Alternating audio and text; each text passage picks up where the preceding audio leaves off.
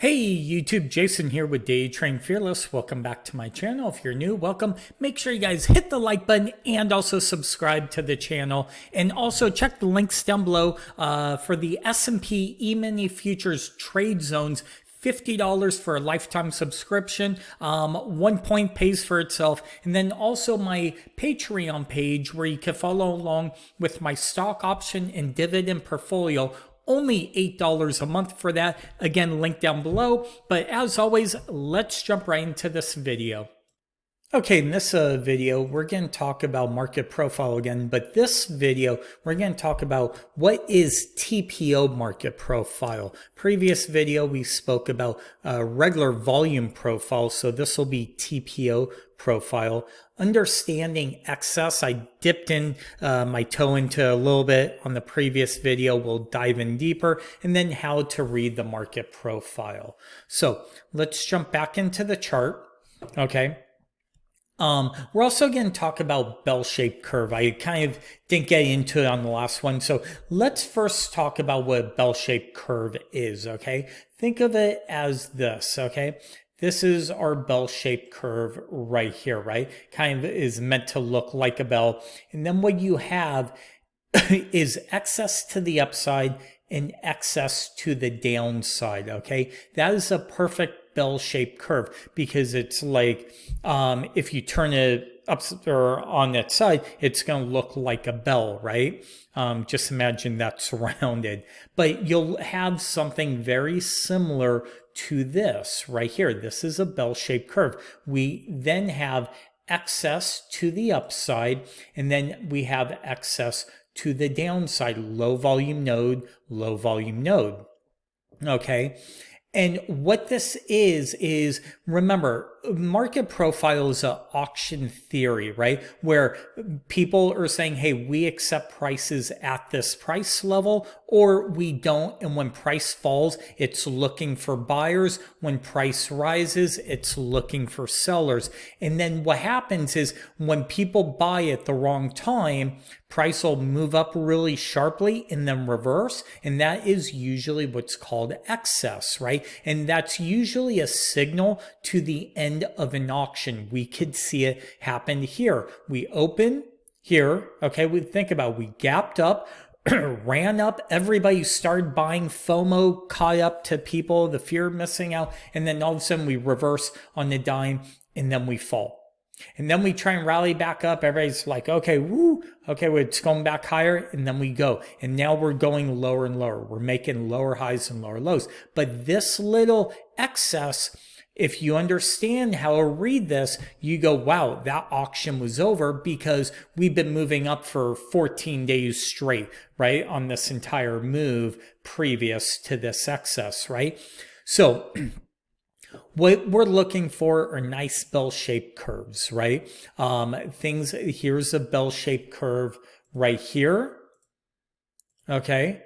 And you have it here, and you could say we have excess right down here, right? And that's what that move lower is. Right now, what we have is another pattern called the B pattern, right? A B pattern is bearish, okay?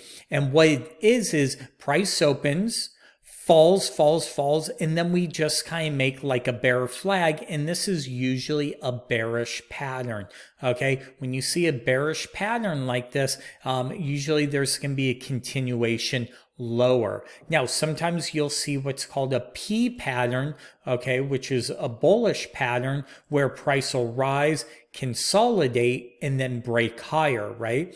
But normally, if we had with the P pattern is you're going to have something like this, right? A flat tabletop, a double top, something like this, okay? Where we can consolidate.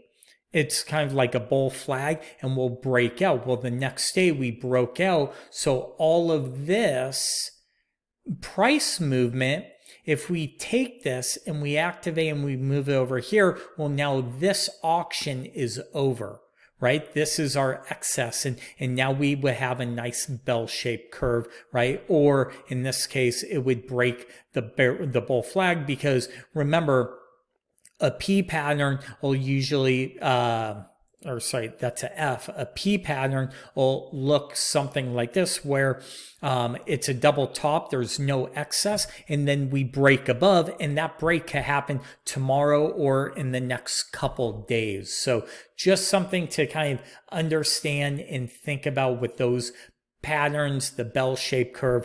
Think about this, right? We have excess up here. We now kind of have excess down here on this bigger picture. And then we have all of this, which is the point of control, things like that, right? So, but chances are we're going lower because all of this is weak. We're way below it. And we kind of opened right at the lows and then sold off. But we will see what happens. I would be saying if price moves higher, watch for these levels as resistance.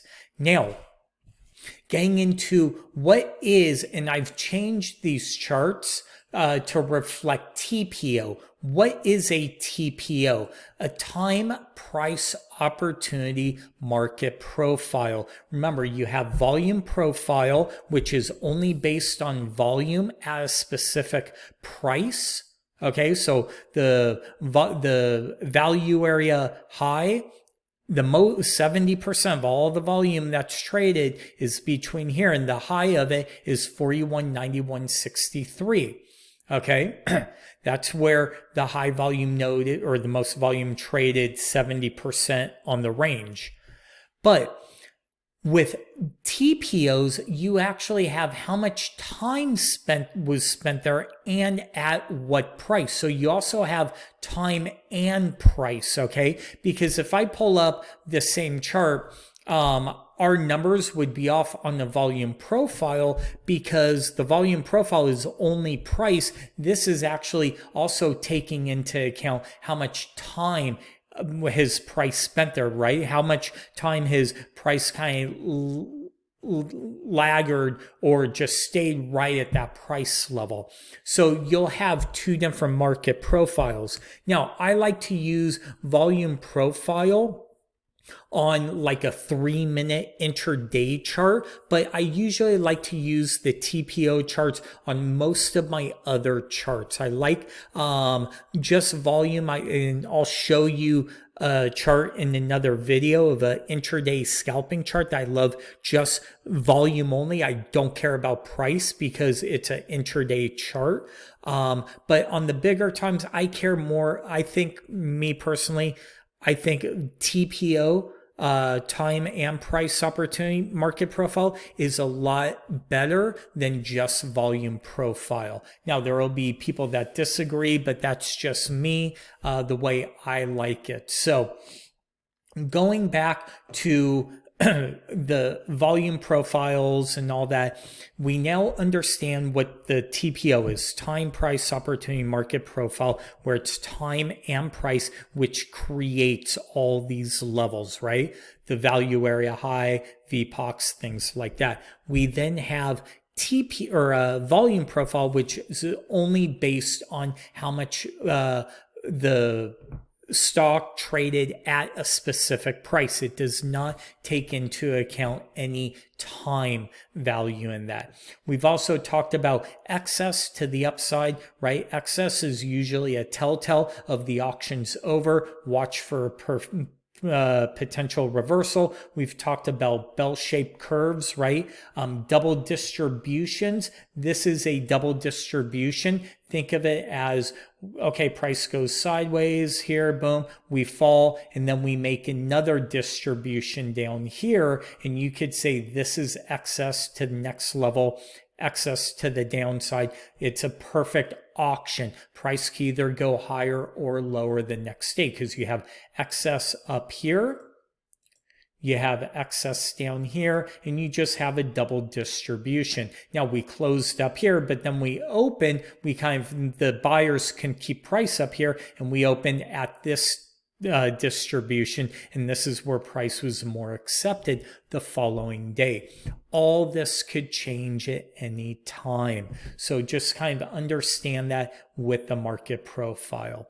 So that's it for this video. The next video, we're going to discuss, we're going to show a couple different market profile charts, intraday and 5 minutes of and a 15-minute chart of how to use them and read them. So kind of give you guys different examples of these charts. So thanks for watching, and we'll see you in the next video.